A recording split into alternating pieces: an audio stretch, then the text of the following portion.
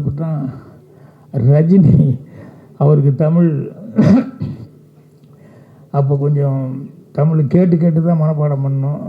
கொஞ்சம் பேசுகிறதெல்லாம் படிக்க வராது. அதனால் அவருக்கு டைலாக்கு சொல்லி கொடுத்துருது. ஒரு தடவை சொல்லுங்கள், ஒரு தடவை சொல்லுங்கள், ப்ளீஸ் ப்ளீஸ் இன்னொரு தடவை சொல்லுங்கள். ஸோ ஒரு 8 தடவை 10 தடவை சொல்ல சொல்லுவார்.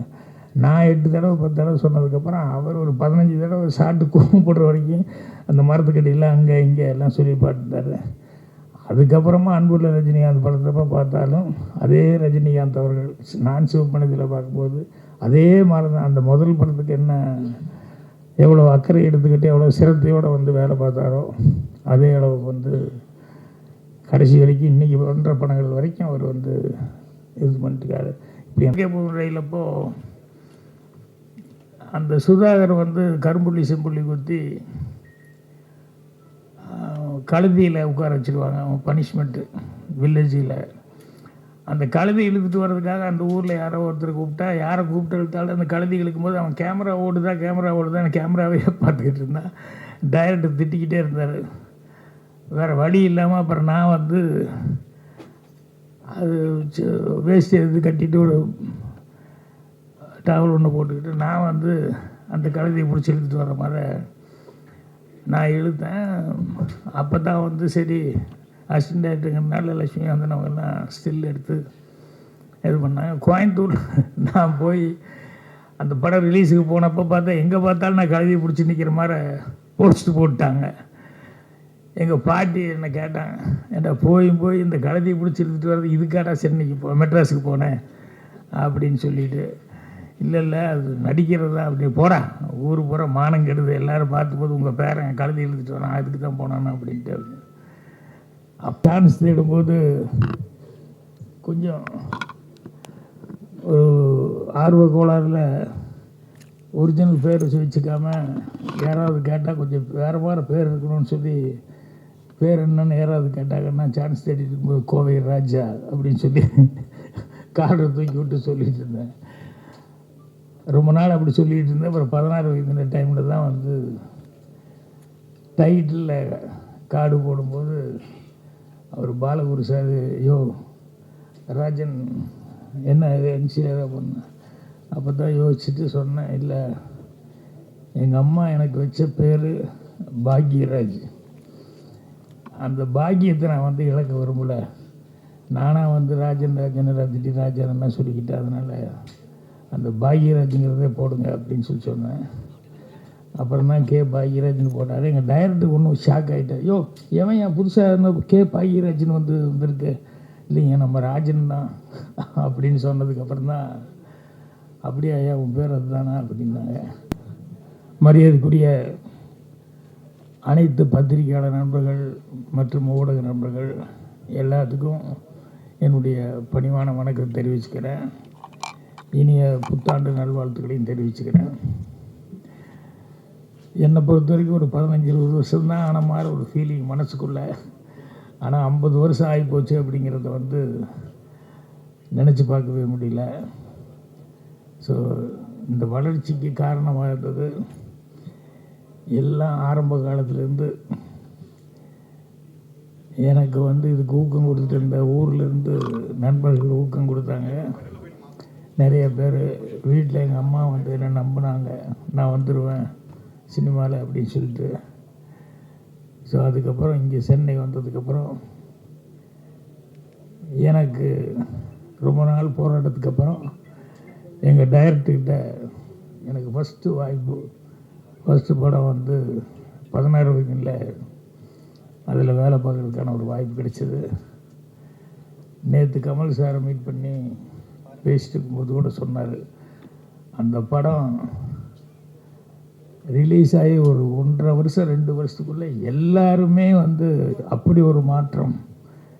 அதில் வேலை பார்த்தவங்க அத்தனை பேருமே வந்து அந்த மாதிரி ஒரு பெரிய ஒரு சூழலுக்கு வந்தாங்க. இது வேறு எந்த படத்தில் அப்படி அத்தனை பேர்த்துக்கு அப்படி ஒரு வாய்ப்பு, அப்படி ஒரு உயர்வு கிடச்சிருக்குன்னு சொல்ல முடியல அப்படின்னு சொல்லிட்டு இருந்தார். ஸோ அப்படி 16 வயதில் அதுதான் முதல் படமாக டைட்டில் வந்தது.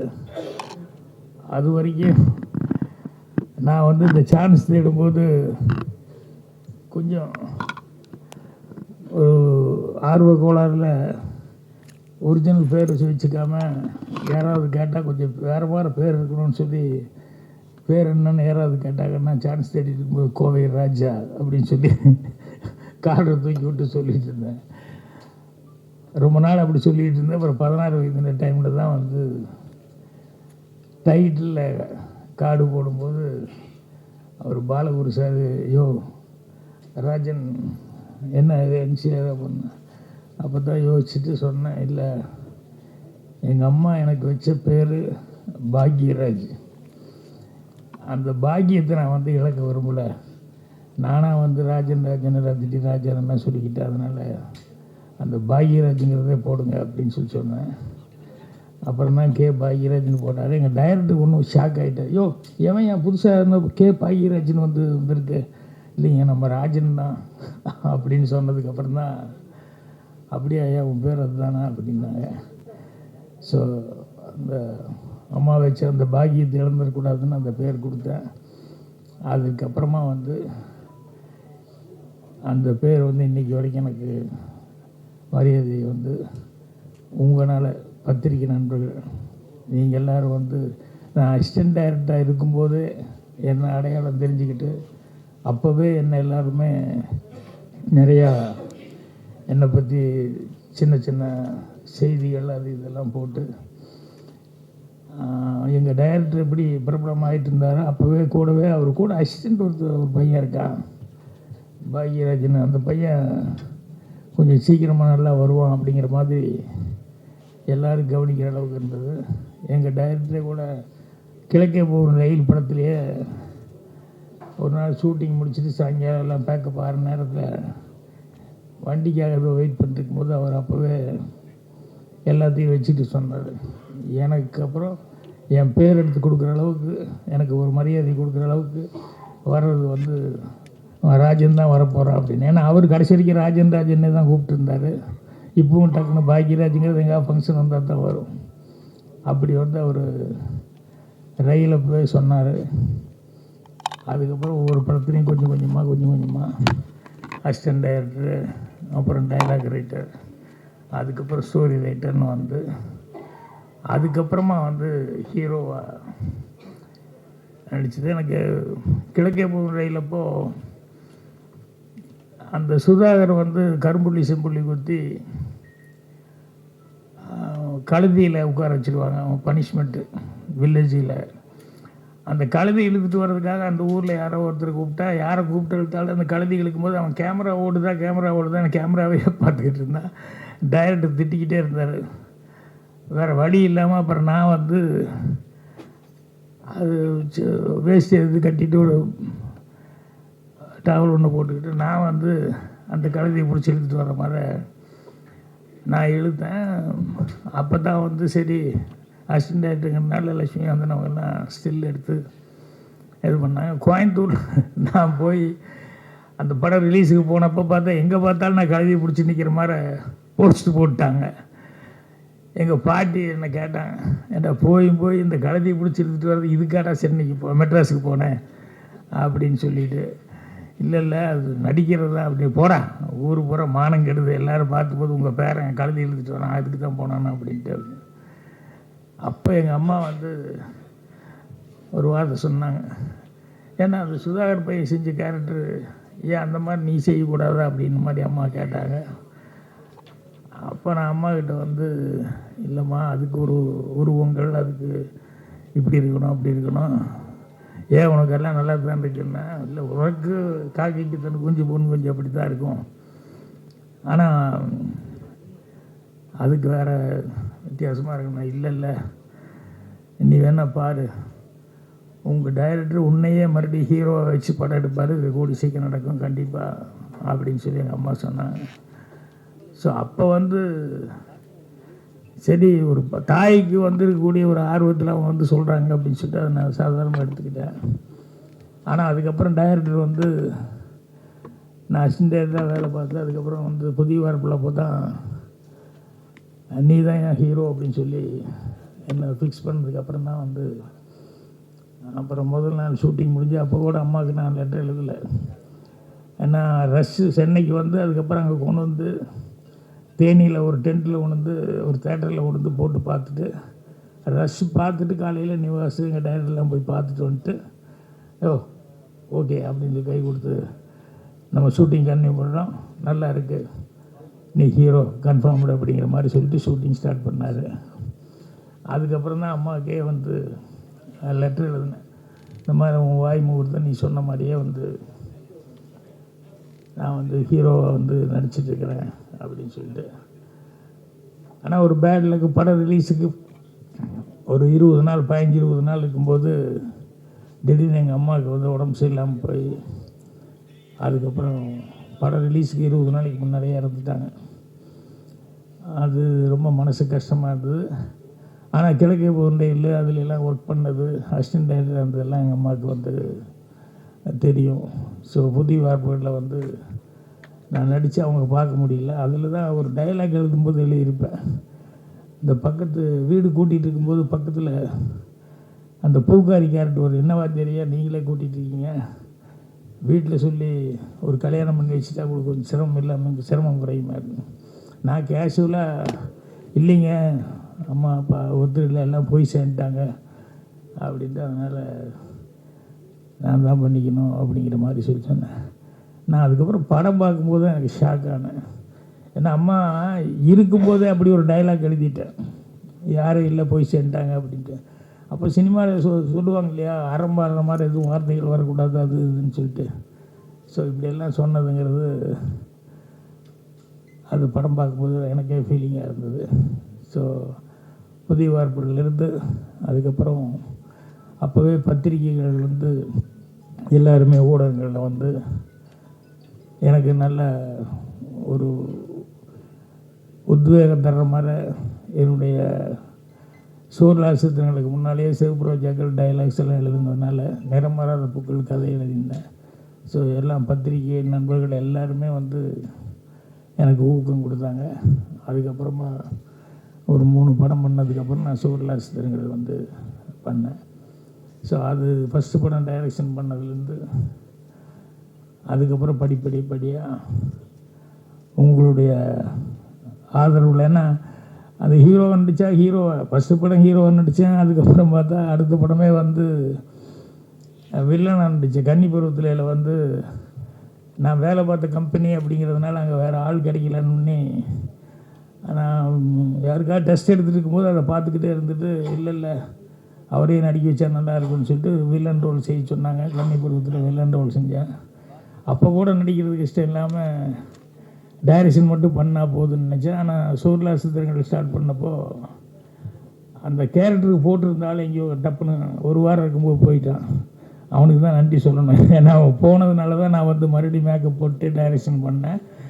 அதுலேருந்து அப்புறம் ப்ரொடியூசர் இல்லை நீயே பண்ண அப்படின்னு சொல்லிட்டாங்க. ஸோ இன்றைக்கி வரைக்கும் உங்களுடைய ஆதரவில் எனக்கு எல்லாமே நல்லபடியாக நடந்துருக்கு. அதுக்கு உங்கள் எல்லாத்துக்குமே நன்றி சொல்லணும். அதே மாதிரி வந்து எனக்கு சினிமாவில் நான் வந்து வந்திருக்கேன்னா ஊர்லேருந்து வரும்போது சினிமாவை பற்றி கொஞ்சமாக சினிமா படம் பார்த்து அந்த நாலேஜ் தான் இருந்த ஒழிய வேறு பெருசாக ஒன்றும் இல்லை. இங்கே வந்ததுக்கப்புறம் தான் ஒவ்வொன்றா நான் கற்றுக்கிட்டேன். ஆனால் சினிமாவில் வந்து இந்த வளர்ச்சிக்கு மெயினாக இருந்தது என்னென்னா, எனக்கு முன்னால் டைரக்ட் பண்ணியிருந்தாங்களே அந்த படங்கள், ஒரு பீம்சிங் ஆகட்டும், பிஆர் பந்துலு சார் ஆகட்டும், Sridhar sir, K Balachander sir வந்து எல்லாருமே பிஹெச்டி, இப்படி எல்லா டைரக்டருடைய படங்கள் பார்த்து அந்த பாதிப்பு வந்து என்னை அறியாமல் என் மனசுக்குள்ளே ஊறி இருந்தது. அதுதான் வந்து எனக்கு வந்து ஒரு பெரிய பேஸாக இருந்தது. அதே மாதிரி புத்தகம் அப்படிங்கிறது வந்து முதல்ல ஸ்கூலில் படிக்கும்போது சரியாக படிக்காம விட்டேன். அதுக்கப்புறம் வெளியே வந்து காலேஜும் ஒரே வருஷம் தான் ஃபெயிலியர் ஆனதுக்கப்புறம் தான் இந்த புத்தக படிப்பு அப்படிங்கிறது வந்து எனக்கு வந்து அது மேலே ஒரு ஆர்வம் வந்ததுக்கப்புறம் நிறையா புஸ்தகங்கள் அதெல்லாம் படிச்சுட்டு அதுக்கப்புறம் கொஞ்சம் கொஞ்சமாக என்னுடைய நாலேஜ் வந்து வளர்த்துக்கிட்டேன். ஒரு சின்ன வயசு விஷயம் ஒன்று சொல்கிறேன். என்னென்னா, எங்கள் அம்மா எப்போவுமே ஸ்கூலுக்கு 1ஆம் கிளாஸ் அந்த வெள்ளாங்கோயிலில் படிக்கும்போது ஸ்கூலுக்கு போயிட்டு மத்தியானம் வரும்போது எங்கள் அம்மா வீட்டில் இருந்தாங்கன்னா ஒரு பெட்டியை திறந்து எனக்கு இந்த தேன் மிட்டாய் வாங்கிறதுக்காக இந்த ஓட்டை போட்ட ஒரு காலனா, அந்த காலத்தில் அந்த ஓட்டை போட்ட காலனா வந்து கொடுப்பாங்க. நான் போய் எங்கள் பக்கத்தில் போகிற ஒரு சின்ன கோனார் கடை இருந்து அந்த கோனார் கடையில் கொண்டு போய் அதை கொடுத்துட்டு அந்த தேன் மிட்டாய் வாங்கிட்டு போவேன். ஒரு நாள் வந்தப்போ எங்கள் அம்மா வீட்டில் இல்லை. அது என்னடா அம்மா இல்லைன்னொன்னே தேன் மிட்டாய் வாங்குறதுக்கு என்ன பண்ணுறது இல்லை, பெட்டியில் தானே இந்த பெட்டியில் தானே எடுப்பாங்கன்னு சொல்லிட்டு நான் பெட்டி திறந்து அதுக்கப்புறம் காசு கொண்டு போய் அந்த கடையில் கொண்டு போய் கொடுத்தேன். அவர் கோனரை பார்த்துட்டு என்ன பண்ணு அப்படின்னாரு. தேன் மிட்டாய் அப்படின்னு வாங்கி சாப்பிட்டு சாயங்காலம் ஸ்கூல்லேருந்து வரும்போது பார்த்தா வீட்டில் அந்த முத்தமாக நெல்லெல்லாம் காய போடுற இடம் அந்த மாதிரி எங்கள் அம்மா உட்காந்துருக்கு. ஒரு சுற்றி ஒரு 7-8 பேர் இருக்காங்க. அந்த கோனர் நின்று இருந்தார். அப்போ எங்கள் அம்மா போனோடனே எல்லோரும் என்னை பார்த்துட்டே சிரித்தாங்க. எனக்கு ஒன்றும் புரியல. அப்புறம் போனோடனே அவங்க அம்மா என்னடா பண்ண மத்தியானம் அப்படின்னு. அப்புறம் இல்லை நீ இல்லை. அப்புறம் நான் காசு எடுத்து பெட்டிலேருந்து காசு எடுத்துகிட்டு நானே கொண்டு போய் கொடுத்து தேன் மிட்டாய் வாங்கிட்டேன் அப்படின்ட்டு. இதா காசு அப்படின்னு சொல்லிட்டு எங்கள் அம்மா காமிச்சாங்க. அது என்னென்னா மோதிரம். எனக்கு என்ன ஒரு ரவுண்டாக இருந்தது அப்படின்னு சொன்னோன்னே நான் எடுத்து கொண்டு போய் தங்க மோதிரம் அதை கொண்டு போய் கோனார் கடையில் கொண்டு போய் கொடுத்து தேன் மிட்டாய் கொடுங்க. அப்போ எங்கள் அம்மா சிரிச்சுக்கிட்டே சொல்லிச்சு, இது மோதிரம்டா, இது காசு இல்லை அப்படின்ட்டு. இது தங்கத்தில் இது பண்ணது. கோனார் எவ்வளோ தங்கமான மனிதனாக இருந்தால் பையன், சின்ன பையன், யாருக்கும் தெரியாது, நீ கொண்டு போய் கொடுத்து அவர் பாட்டை வாங்கி போட்டு பேசாமல் போயிருக்கலாம். அவர் வந்து எங்கள் மத்தியானம் வீட்டில் இல்லையான்னு எங்கள் அம்மா என்கிட்ட வந்து கேட்டுட்டு அப்புறம் குழந்தை இப்படி தெரியாமல் கொண்டு கொடுத்தது, அந்த மோதிரம் கொண்டு கொடுத்து மிட்டாய் கேட்டதுன்னு சொல்லி எவ்வளோ தங்கமான மனிதன் அப்படின்னு இப்போ எல்லாருமே சுற்றி இருந்தவங்க எல்லாருமே பார்க்கும்போது இது எனக்கு வந்து என்னென்னா ஒரு நேர்மையாக இருக்கணும் அப்படிங்கிறதுக்கு பாருங்கள், அவ்வளோ ஆழமாக, அவ்வளோ சின்ன வயசில் எனக்கு வந்து ஆழமாக பதிஞ்சது. அதுலேருந்து எங்கேயும் விலகக்கூடாது அப்படின்னு சொல்லிட்டு. ஸோ அதே மாதிரி இன்றைக்கி காலையில் எனக்கு வந்து நான் படத்தில் வச்சுருப்பேன், சண்முகமணின்னு பேர் வச்சுருப்பேன். அந்த பையன் கூட நந்தகோபால் கூட சண்முகமணி நடிச்சிருப்பான். அவர் என்னுடைய ஒரிஜினல் சண்முகமணி மாஸ்டர், அமெரிக்காவில் இருக்கார். காலையில் 6:30 மணிக்கு ஃபோன் பண்ணி பாக்யராஜ் பிறந்தநாள் வாழ்த்துக்கள் அப்படின்னு சொல்லிட்டு அவர் எனக்கு அவங்க வீட்டில் இருக்கவங்க எல்லாருமே பேசி எனக்கு வாழ்த்து சொன்னாங்க. என்னென்னா எனக்கு ரொம்ப மனசுக்கு நிறைவு என்ன அப்படின்னா, நான் படித்த வாத்தியார்கள் அவங்ககிட்டெல்லாம் வந்து இன்றைக்கி வரைக்கும் படிப்பு சரியாக படிக்கலைன்னா கூட அந்த வாத்தியார்கிட்ட பழகிறதுல, அவங்ககிட்ட பேசுகிறதுல, அதுல எல்லாம் வந்து ஒரு நல்ல இது வச்சுருந்தேன். இதெல்லாம் வந்து எனக்கு மனசுக்கு நிறைவான இது. அதே மாதிரி இங்கே சினிமாவுக்கு வந்ததுக்கப்புறம் வர்றதுக்கு முன்னாலேருந்து புரட்சித் தலைவர் எம்ஜிஆர் அவர்கள் வந்து அவரை பற்றி அவர் எப்படி அடுத்தவங்களுக்கு ஒரு ஹெல்ப் பண்ணுறது, எந்த அளவுக்கு ஒருத்தர் கஷ்டம்னு சொன்னோம்னா எந்த அளவுக்கு ஹெல்ப் பண்ணுவார் அப்படிங்கிற அவருடைய குணாதிசயங்கள் இதெல்லாம் எனக்கு மனசில் பதிஞ்சது. அதே மாதிரி வந்து சிவாஜி சாரை பற்றி சொல்லுவாங்க, ஆனால் நேரடியாகவே அனுபவித்தது என்ன அப்படின்னா, யார் எந்த வயசு சின்ன பையனாக இருந்தால் கூட அவருடைய சர்வீஸுக்கு டைரக்டர்னு சொல்லி ஒத்துக்கிட்டா வந்து டைரக்டர் சொல்லுங்கள் என்ன வேணும் என்ன அப்படின்னு சொல்லி கேட்குறது. அது மட்டும் இல்லை, 7 மணின்னா ஒரு 6:55 ஷூட்டிங்கு வர்றது. இதெல்லாம் இவங்கக்கிட்ட வந்து பார்க்கும்போது எத்தனை வருஷம் அவங்க நடிச்சிட்ருக்காங்க. அவ்வளோ வருஷம் ஆனாலும் அதுதான் வந்து அவங்களுடைய ஃபஸ்ட்டு படங்கிற மாதிரியே அவங்க வந்து டைரக்டர் கொடுக்குற மரியாதை, அந்த டைமுக்கு வர்றது அப்படின்னு. ஸோ இதெல்லாமே எனக்கு ரொம்ப மனசில் இருந்தது. இப்போ இவங்கெல்லாம் சீனியர்ஸ் தான். அதே மாதிரி கமல், ரஜினி இவங்கெல்லாம் வந்து அந்த படத்தில் ஆக்ட் பண்ணும்போது கமல் அவர்களுடைய பர்ஃபார்மன்ஸு சின்ன வயசுலேருந்து, அதாவது அங்கே ஊரில் இருக்கும்போதே அவ்வளோ தொடங்குது அந்த படங்கள்லேருந்தெல்லாம் பார்த்துட்டு அதில் ரொம்ப ஒரு அட்ராக்ட் ஆனேன்.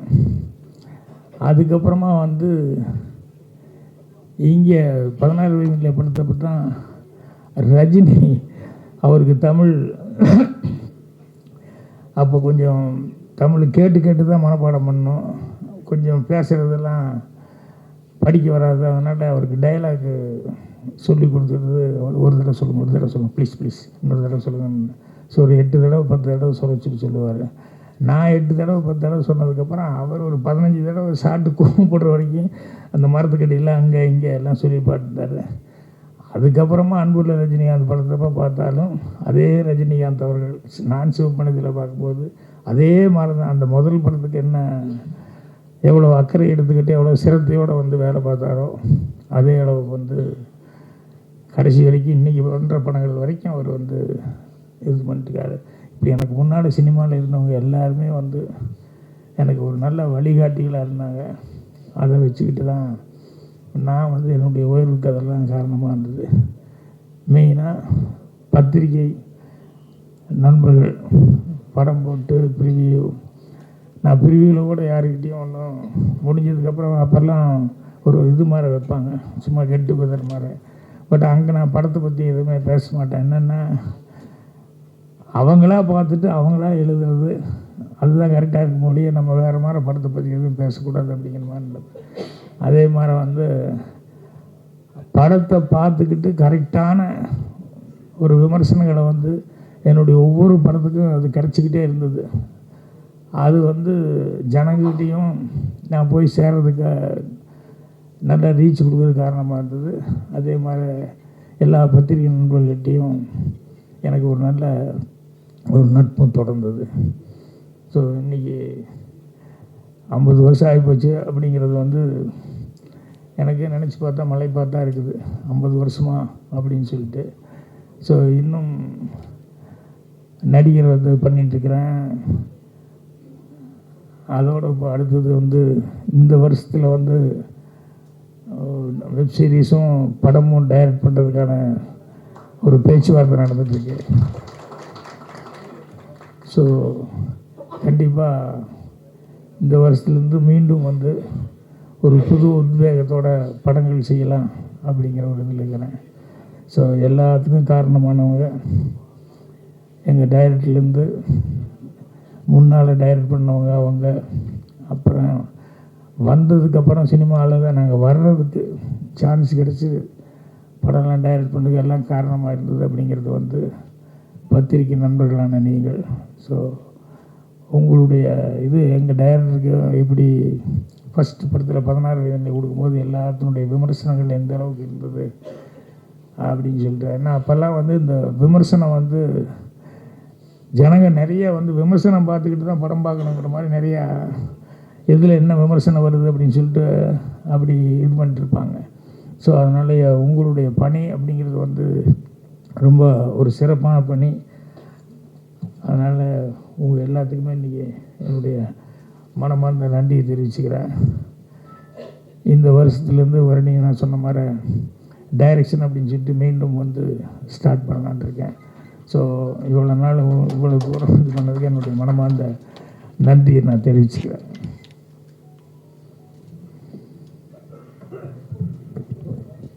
Thank you so much, sir.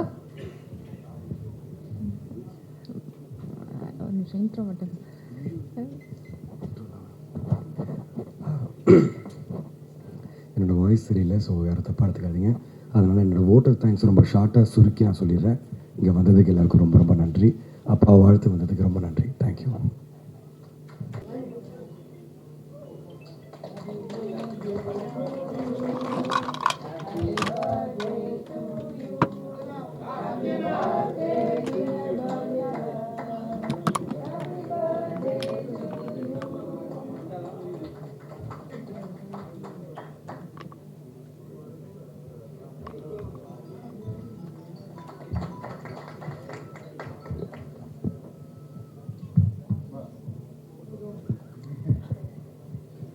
Celebrating 50 golden years of K. Bhagiraj sir in Indian cinema.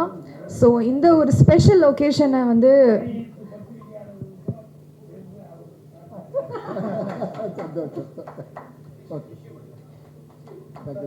Thank you sir. So உங்களுடைய லவ் அண்ட் சப்போர்ட் இல்லாமல் இந்த ஜேர்னி வந்து முழுமையாக இருந்திருக்காது. ஸோ